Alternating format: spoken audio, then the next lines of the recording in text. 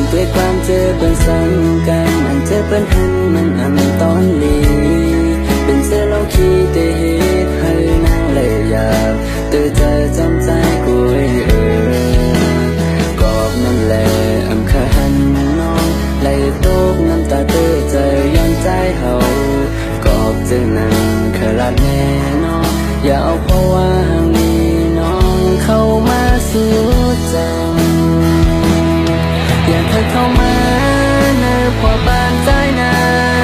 ตั้งสื่อตาน้องมันให้เกิดจากนี้ก็น้องเลยตูไม่จอมใจก็พักได้แล้วน้อยอันว่าลองตาหักอันสู้มีนานคือสิ้นเสียงไว้บนตาสู่น้องเสือปันก็อันหักอันเป็นลุมลาอันหักได้และปองใจก็นั่นล่ะ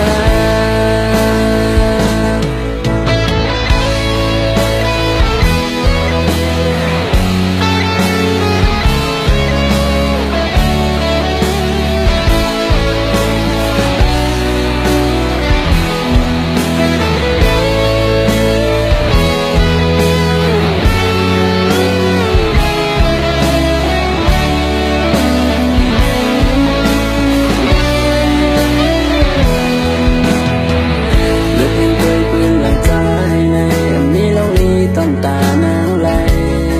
เป็นเจ้าลองขี้เตะเหตุให้นางเลยอยากเลยไม่จำใจกุยทำด้วยความเจอเป็นซ้ำกันอันเจอเป็นหันมันอันตอนลี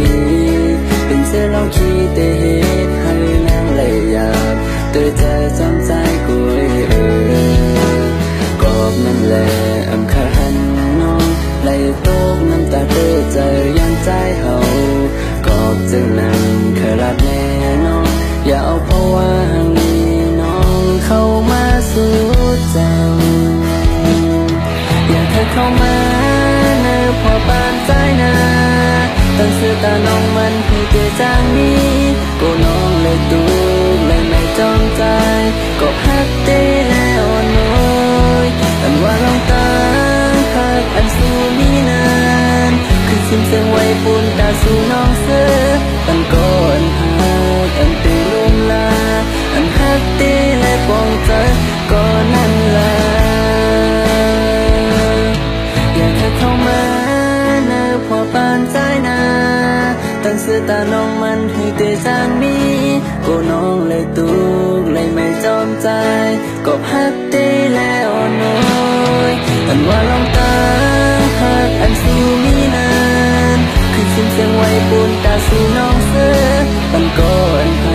กอันเป็นลุมลาอันหักตีและปองใจก็นั่นล่ะอันว่าลองตาหักอันสู้มีนา